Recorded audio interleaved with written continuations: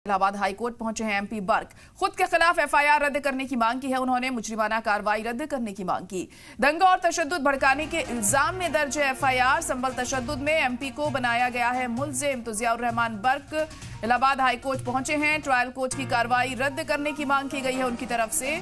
अहम खबर इस वक्त आपको बता रहे हैं। इलाहाबाद हाईकोर्ट पहुंचे हैं जियाउर रहमान बर्क और अपने खिलाफ एफआईआर रद्द करने की मांग उनके जरिए की जा रही है। मुजरिमाना कार्रवाई रद्द करने की मांग वो कर रहे हैं। दरअसल दंगा और तशद्दुद के दौरान उन पर यह इल्जाम है कि उन्होंने लोगों को भड़काया था और दंगे को हवा दी थी। इसी को लेकर उनके खिलाफ एफआईआर दर्ज की गई है और अब इसी एफआईआर को रद्द करने की मांग वो कर रहे हैं। संभल तशद्दुद में एमपी को मुल्जिम बनाया गया है। ट्रायल कोर्ट की कार्रवाई रद्द करने की मांग उनकी तरफ से की जा रही है।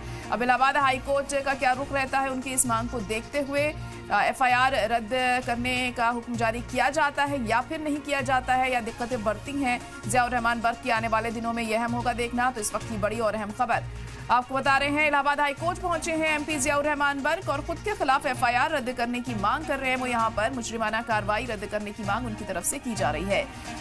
संभल तशद्दुद के दौरान उन पर यह इल्जाम है कि उन्होंने दंगा भड़काया था, लोगों को गलत बयानी की थी, जिसके चलते तशद्दुद काफी बढ़ गया था और इसी के मद्देनजर उनके खिलाफ एफआईआर दर्ज हुई है। अब संभल तशद्दुद में जिस तरह से उन्हें मुल्जिम बनाया गया है, ट्रायल कोर्ट की कार्रवाई को रद्द करने की वो मांग कर रहे हैं। अब इलाहाबाद हाईकोर्ट का वो रुख आज करेंगे और मांग करेंगे कि एफआईआर को रद्द किया जाए। लेकिन अब उनकी इस मांग को किस तरह से हाईकोर्ट लेता है और हाईकोर्ट या उन्हें कुछ राहत देता है या फिर उनकी दिक्कतें बरकरार रहेंगी, ये अब वक्त के साथ साफ होगा जब थोड़ी देर में कोर्ट की कार्रवाई शुरू होगी। तो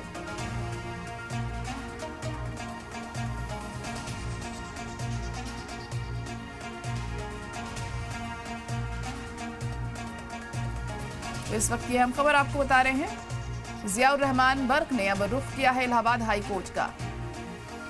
दरअसल एफआईआर जो उनके ऊपर दर्ज है उसे वो रद्द करने की मांग कर रहे हैं। आपको बता दें कि पिछले साल नवंबर के महीने में जो संभल में तशद्दुद हुआ था जामा मस्जिद सर्वे को लेकर, उस दौरान उन पर यह इल्जाम है कि उन्होंने लोगों को भड़काया था, इस दंगे को हवा दी थी और इसी के चलते जो हालात थे काफी खराब हो गए थे। उस वक्त से लेकर अब तक भी संभल में चीजें नॉर्मलाइज नहीं हो पाई हैं और उसी के चलते एफआईआर उनके खिलाफ दर्ज की गई है।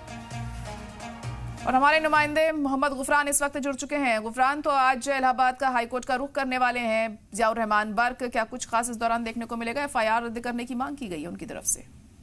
बिल्कुल, देखिए समाजवादी पार्टी के जो सांसद हैं जियाउर रहमान बर्क, उनकी तरफ से एक याचिका इलाहाबाद हाईकोर्ट में दाखिल की गई है जो संभल हिंसा से जुड़ी है। इसमें उनको आरोपी बनाया गया था और इसी मामले में उन्होंने जो हाईकोर्ट से डिमांड की है वो चार्जशीट रद्द करने और इसके साथ ही पूरे इस मुकदमे की जो संपूर्ण कार्रवाई होती है निचली अदालत में रोक लगाने की जो उनकी तरफ से मांग है वो रखी गई है और अगले सप्ताह उनकी याचिका पर सुनवाई की संभावना है। देखना होगा कि जब हाईकोर्ट जियाउर रहमान बर्क की याचिका पर सुनवाई करता है उनकी तरफ से जो दलीलें रखी गई हैं इस पूरे मुकदमे की प्रोसीडिंग पर रोक लगाने की, रद्द करने की, कोर्ट इसको लेकर के क्या कुछ अपना बयान या फिर आदेश पारित करता है, ये फिलहाल जब सुनवाई इस मामले की होगी तब साफ हो पाएगा।